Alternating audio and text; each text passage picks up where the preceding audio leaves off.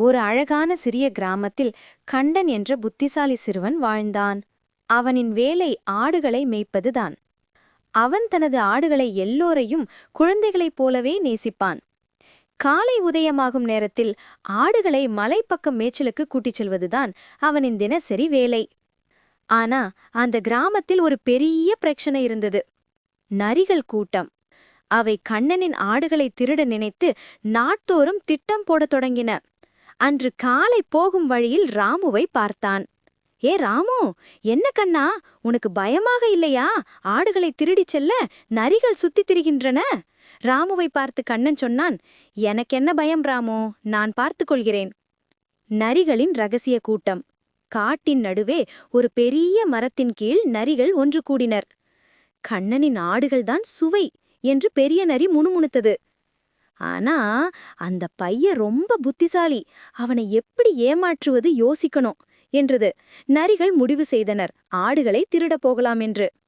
கண்ணனின் சந்தேகம். ஒரு நாள் காலை கண்ணன் ஆடுகளை மேய்க்கும்போது புல்வெளிக்குள் ஏதோ சத்தம் கேட்பதை பார்த்தான். நரிகள் ஏதாவது செய்யப் போகிறது. அவன் உடனே புரிந்து கொண்டான். அவன் பயப்படவில்லை, அவன் தனது புத்தியை கையில் எடுத்துக்கொண்டான். உடனே கண்ணன் அருகில் இருந்த ஒரு வெடியை எடுத்து வெடித்தான். அது மிக சத்தமாக வெடித்ததால் ஆடுகளை திருடச் சென்றால் நம் உயிரே போய்விடும் என எண்ணி நரி தலை தெறிக்க ஓடியது. வெடியின் சத்தத்தை கேட்டு அருகில் இருந்த கிராமத்தினர் ஓடி வந்தனர். கண்ணா, நீ இல்லாம இருந்தா நம்ம ஆடுகளை காப்பாத்த முடியாது. கிராமத்தினர், நீதான் உண்மையான புத்திசாலி என்று பாராட்டினர்கள். கண்ணனோ சிரித்துக்கொண்டு சொன்னான், நரிகள் வருவது எனக்கு தெரியும், அதனால்தான் முதல் நாளே நகரத்திற்கு சென்று வெடிகள் வாங்கி வந்தேன். நமது ஆடுகளை நம்மதானே பாதுகாக்க வேண்டும். பொருள்: புத்திசாலியாக இருந்தால் எந்த பிரச்சனையாக இருந்தாலும் அதற்கு ஒரு தீர்வு கண்டுவிடலாம். ஒரு ஊரில் கதிரவன் என்ற ஏழை குயவன் இருந்தான்.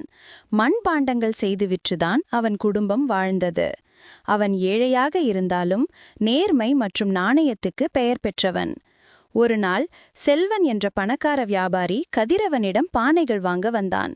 நிறைய பானைகளை வாங்கிய செல்வன் அவற்றில் மிகச்சிறிய பானை ஒன்றினுள்ளே யாருக்கும் தெரியாமல் தன் தங்க நாணயம் ஒன்றை போட்டு மறைத்து வைத்தான். நான் வேலை முடிந்து வரும்போது இந்த பானையை மட்டும் வந்து எடுத்துக்கொள்கிறேன் என்று சொல்லிவிட்டு சென்றான்.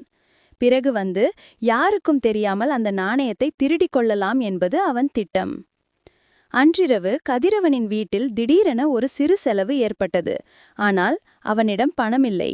என்ன செய்வது என்று யோசித்தபோது ஓரத்தில் ஒரு பழைய பானையை கவனித்தான். இந்த பானை உடைந்தே கிடக்கிறது, இதை விற்று பயனில்லை என்று நினைத்து அதை கீழே போட்டு உடைத்தான்.